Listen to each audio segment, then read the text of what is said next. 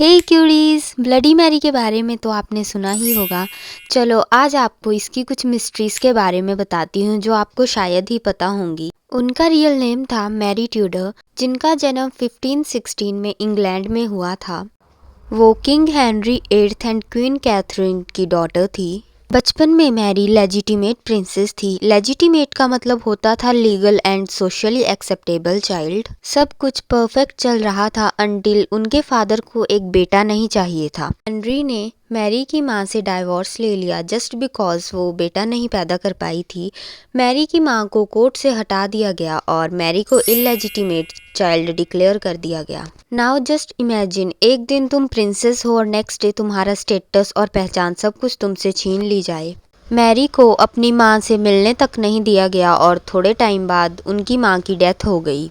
Mary अपनी पूरी life इसी गिल्ट के साथ रही कि वह उन्हें एंड टाइम पे अलविदा भी नहीं कर पाई। नाउ 1553 में मैरी इंग्लैंड की फर्स्ट फीमेल क्वीन बनी। उस टाइम पे इंग्लैंड रिलीजियसली डिवाइडेड था कैथलिक्स एंड प्रोटेस्टेंट्स में। तो कैथलिक्स एंड प्रोटेस्टेंट्स दो रिलीजियस ग्रुप हुआ करते थे।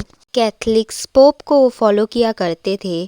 पोप कैथलिक चर्च के सबसे बड़े रिलीजियस लीडर्स को कहा जाता था। और प्रोटेस्टेंट्स का मानना था कि हमें पोप नहीं चाहिए, हम बाइबल को खुद पढ़ेंगे और उसे फॉलो करेंगे। मैरी एक स्ट्रॉन्ग कैथलिक थी। उसे लगता था प्रोटेस्टेंट्स रिफॉर्म ने उसकी माँ और उसकी ज़िंदगी बर्बाद कर दी है। प्रोटेस्टेंट रिफॉर्म्स उसे कहा गया जब मैरी के फादर किंग थे और उस टाइम पे प्रोटेस्टेंट्स को ज़्यादा वैल्यू और प्रायोरिटी दी जाती थी as compare to Catholic. Power हाथ में आते ही मैरी ने कैथलिज्म वापस लाने की ट्राई करी। इस कोशिश में लगभग 280 प्रोटेस्टेंट्स को जिंदा जला दिया गया हेरेसी के नाम पर।